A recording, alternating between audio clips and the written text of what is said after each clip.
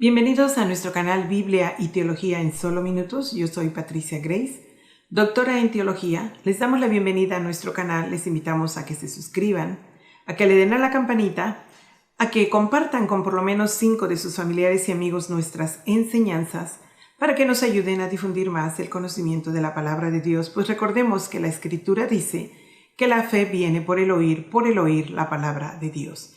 Y en esta ocasión vamos a estudiar los libros de Primera y Segunda de Tesalonicenses, escritos por el apóstol Pablo en el Nuevo Testamento. Primera de Tesalonicenses fue escrita por Pablo y es una de sus primeras cartas, de acuerdo con el libro de Hechos, y probablemente junto a Silas y a Timoteo, y esta fue escrita aproximadamente en el año 50 después de Cristo. En Tesalónica, los malentendidos del regreso de Cristo fueron aclarados por Pablo. En su epístola, a su vez, dio instrucciones para vivir en santidad en el Señor. En Tesalónica, los cristianos sufrieron mucha persecución a causa de la confusión que se llevaba a cabo en cuanto a que a Jesús se le proclamaba rey, y esto se tomaba como una traición al César en los tiempos romanos, donde Pablo y Silas tuvieron que huir en varias ocasiones, y esta carta fue hecha para felicitar la fidelidad de los cristianos a Jesús y la motivación del reto a seguir creciendo como seguidores de Jesús. El libro habla respecto a cómo dejaron los cristianos a Tesalónica y ahí se deshicieron de la idolatría y de tantos dioses, y su conversión y fidelidad al Señor Jesús vino a ser a pesar de los sufrimientos que padecían en los tesalonicenses. También Pablo muestra un buen ejemplo del amor de Jesús al nunca haber pedido dinero por sus enseñanzas. Y aquí ora por lo que va a escribir en el libro de Segunda de Tesalonicenses. Y hablando también de la pureza sexual y del matrimonio, hablará en estos escritos y del ejemplo del amor a la obediencia de Dios, mencionando también la resurrección de los muertos, y aclara que los muertos en Cristo resucitarán primero. Y luego nosotros, los que hayamos quedado, nos uniremos a ellos en el cielo para estar juntamente con el Señor Jesús. Y esto es lo que se conocen como las bodas de el Cordero. Y concluye con otra hermosa oración de santidad, amor y esperanza. Y entre los versos más destacados del libro de Primera Tesalonicenses tenemos Primera Tesalonicenses 3:5, donde dice: por lo cual también yo, no pudiendo soportar más, envié para informarme de vuestra fe, no sea que os hubiese tentado el tentador y que vuestro trabajo resultare en vano. Primera Tesalonicenses 4:14 al 17 dice: porque si creemos que Jesús murió y resucitó, así también traerá Dios con Jesús a los que durmieron en él.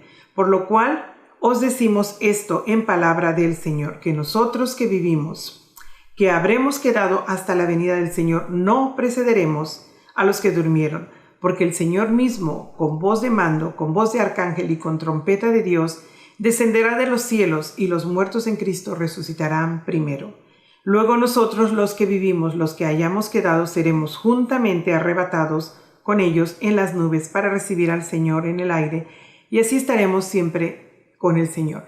Cabe aclarar que la Escritura habla de un arrebatamiento, no de un rapto. Y esto es como lo que vivió Enoc y el profeta Elías, que también fueron arrebatados al cielo, y ellos sabían que iban a ser llevados al cielo por medio del arrebatamiento. No es un rapto, porque el rapto es un evento que no se sabe cuándo ocurrirá. Es algo que no se prepara, que no se acontece. Es algo que ocurre inesperadamente. Mientras que el arrebatamiento es la acción de un evento anunciado con bastante anticipación por Dios a su pueblo. En este caso a los cristianos, y en los tiempos antiguos al profeta Elías y también a Enoc. Y entre otros textos destacados tenemos 1 Tesalonicenses 5, 16 al 18, donde dice: siempre estar gozosos, orar sin cesar, dad gracias por todo, porque esta es la voluntad de Dios para con nosotros en Cristo Jesús. Pablo les recuerda a los tesalonicenses que la persecución que estaban ellos sufriendo era la misma que en sufrimiento sufrieron los profetas del Antiguo Testamento, y también Jesús cuando los judíos no lo aceptaran. Cuando Jesús estuvo en la tierra y los judíos no lo aceptaban, él también sufrió persecución. Y también siendo que Jesús advirtió en Lucas 11:49 que todos los profetas verdaderos de Dios siempre sufrieron oposición por parte del mal. En resumen, vemos los 3 primeros capítulos son acerca de Pablo anhelando visitar la iglesia de Tesalónica, pero sin haberlo logrado porque Satanás se lo impidió. También vemos la manera en que Pablo cuidaba de ellos y se animaba a escuchar de ellos. Y también Pablo ora por ellos, y en el capítulo 4 Pablo instruye a los creyentes de Tesalónica sobre cómo vivir una vida santa en Cristo Jesús. Y Pablo prosigue instruyendo sobre el malentendido de que ellos tenían, que se les dice que la gente que había muerto y que también irían al cielo cuando llegara el arrebatamiento. El libro termina con una instrucción final de cómo vivir una vida cristiana y aclara el malentendido de la gente muerta en Cristo. Ahora pasemos al libro de Segunda de Tesalonicenses, donde también fue escrito por el apóstol Pablo entre los años 51 y 52 a.C.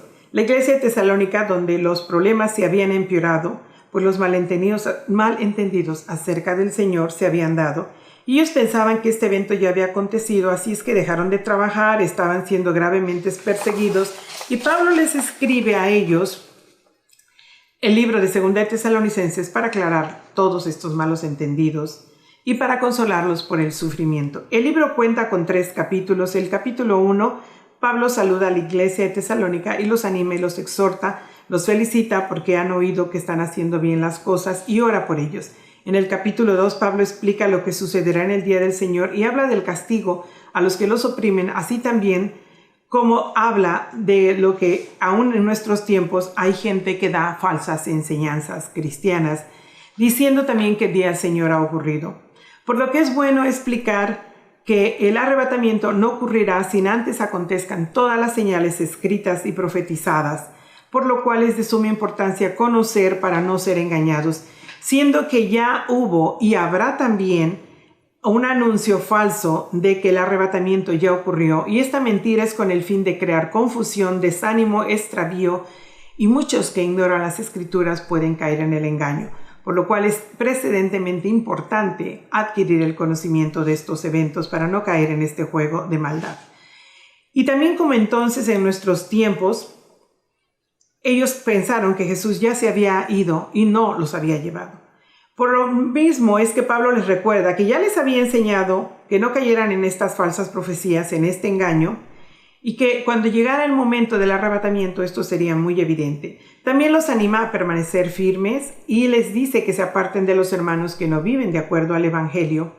Y habla también de descalificar a los ociosos, a los que no trabajan, a los que andaban en aquel tiempo solo en el patronaje romano. Y recuerda a Pablo a ellos que Pablo nunca les pidió dinero, que nunca fue carga para ninguno y que Pablo trabajó para proveer para sí mismo, como ellos también deben trabajar para proveerse para sí mismos. Y el libro finaliza con una oración en la que el apóstol habla de la esperanza, pidiendo la protección de Dios para con ellos. Y entre los versos destacados de Segunda de Tesalonicenses tenemos Segunda de Tesalonicenses 3:3, pero fiel es el Señor, que os afirmará y guardará del mal. Segunda de Tesalonicenses 3:10, porque también cuando estábamos con vosotros os ordenábamos esto: si alguno no quiere trabajar, tampoco coma. En resumen, Segunda de Tesalonicenses contiene varios pasajes del Antiguo Testamento, muchas de las enseñanzas sobre el final de los tiempos, y en este libro que está basándose en el profeta Daniel y sus visiones, y se refiere a las profecías de Daniel con respecto al hombre de pecado en Daniel 7:8. En conclusión, ambos libros, tanto Primera como Segunda de Tesalonicenses, nos enseñan a tener la confianza de que estemos muertos o vivos, sea que vivamos o sea que muramos, somos del Señor y estaremos con el Señor a su regreso, y también nos instruye a caminar diariamente en la vida cristiana. El libro está lleno de información que explica el final de los tiempos y también nos exhorta a no estar de ociosos, a trabajar por lo que tenemos. La Escritura nos asegura que como cristianos no recibiremos el castigo de la ira de Dios. Hice la conclusión de los libros de Primera y Segunda de Tesalonicenses, el 8º y 9º de los 14 libros o cartas o epístolas paulinas escritas por el apóstol Pablo en el Nuevo Testamento. Les invitamos también a pasar a nuestro siguiente estudio del libro de Timoteo. Y también les invitamos a venir a creer en este Señor Salvador del mundo, Jesucristo hombre. Si gusta, repita conmigo esta oración: Señor Jesús, reconozco que soy pecador. Te pido perdón por mis pecados, Señor. Creo y reconozco que tú fuiste muerto en la cruz del Calvario por mis culpas y pecados. Señor Jesús, yo te confieso como mi único y suficiente Salvador.